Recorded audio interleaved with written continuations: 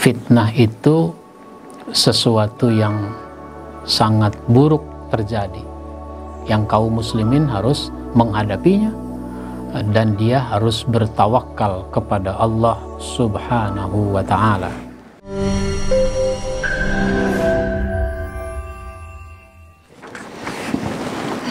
Assalamualaikum warahmatullahi wabarakatuh. Alhamdulillahilladzi anzala ala abdihil kitaba wa lam yaj'al lahu 'iwaja. Asyhadu an la ilaha illallah wahdahu la syarikalah wa asyhadu anna Muhammadan abduhu wa rasuluh la nabiyya ba'da. Amma ba'd. Saudaraku kaum muslimin di mana saja Anda berada, bagian akhir kita bahas pada kesempatan ini tentang bentuk-bentuk tawakal. Sekarang poin yang ke-9, yaitu tawakal dalam menghadapi fitnah. Secara harfiah, fitnah itu artinya kekacauan, bencana, cobaan, dan penyesatan.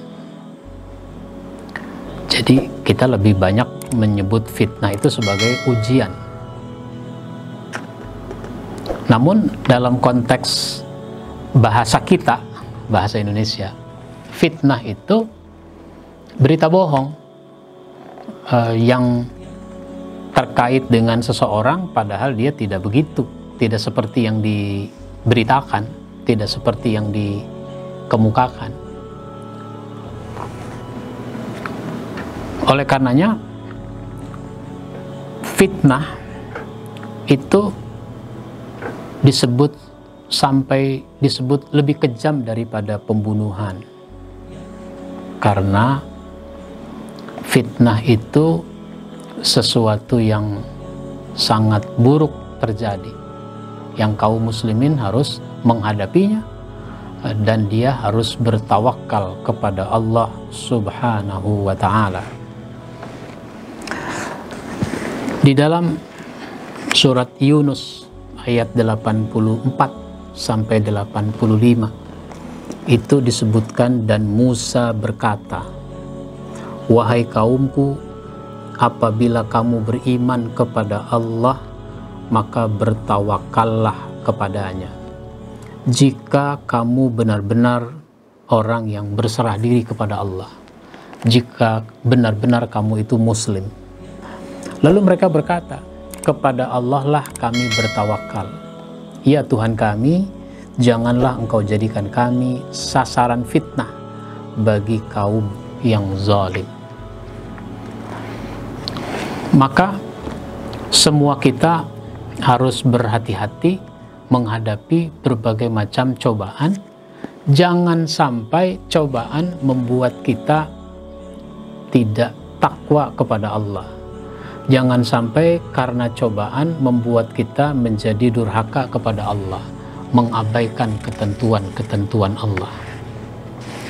Mungkin ada fitnah berupa harta, fitnah berupa wanita, fitnah berupa tahta, jabatan, yang kalau itu membuat kita menjadi tidak taat kepada Allah, maka itu namanya kita kalah menghadapi fitnah.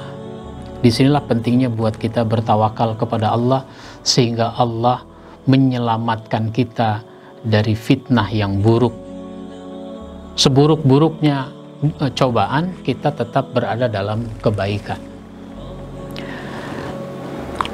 Yang ke-10 atau yang terakhir, yaitu tawakal dalam menghadapi gangguan. Dalam hidup ini ada saja gangguan dilakukan oleh orang yang tidak senang kepada kita. Karena itu kita harus menghadapinya dengan sikap dan perbuatan yang baik. Bertahan dalam kebenaran. Jangan karena gangguan itu kemudian kita tidak mempertahankan nilai-nilai kebenaran. Dan hasilnya kita serahkan kepada Allah Subhanahu wa ta'ala. Ini namanya tawakal dalam menghadapi gangguan-gangguan. Kita tahu Nabi Muhammad SAW dan para nabi sebelumnya, para dai, para ulama sesudahnya, ini juga menghadapi begitu banyak gangguan-gangguan. Para sahabat mengalaminya, gangguan-gangguan dari orang-orang yang kafir. Biar supaya apa? Diganggu, digoda, biar supaya meninggalkan nilai-nilai keimanan, biar supaya meninggalkan jalan hidup yang benar. Maka kalau orang bertawakal kepada Allah, dia tidak mungkin meninggalkan nilai-nilai kebenaran itu. Di dalam surat Ibrahim ayat 12, Allah Subhanahu wa taala berfirman, "Wa ma lana alla natawakkala 'ala Allah wa qad hadana subulana wa lanasbiranna 'ala ma adzaitumuna wa 'ala Allahi falyatawakkalil mutawakkilun." Dan mengapa kami tidak akan bertawakal kepada Allah sedangkan Dia telah menunjukkan jalan kepada kami? Tidak ada alasan bagi kami untuk tidak bertawakal kepada Allah, karena Allah sudah menunjukkan jalannya, dan kami sungguh akan tetap bersabar terhadap gangguan yang kamu lakukan kepada kami. Sekalipun banyak gangguan, banyak godaan, banyak intimidasi, banyak ancaman, banyak teror, kami tetap bertahan dalam kebenaran di jalan Allah Subhanahu wa taala. Dan hanya kepada Allah saja orang-orang yang bertawakal itu berserah diri. Dia serahkan kepada Allah Subhanahu wa taala. Maka pada saat gangguan-gangguan, intimidasi, teror, siksaan itu menimpa, tapi karena dia tawakal kepada Allah, maka Allah memberikan solusinya, Allah memberikan jalan keluarnya. Kita masih ingat bagaimana kisahnya Bilal bin Rabah. Dia beriman, lalu dia akhirnya diketahui kalau dia beriman. Maka tuannya menuntut dia, meminta dia untuk keluar dari Islam. Tapi dia berani berkata tidak.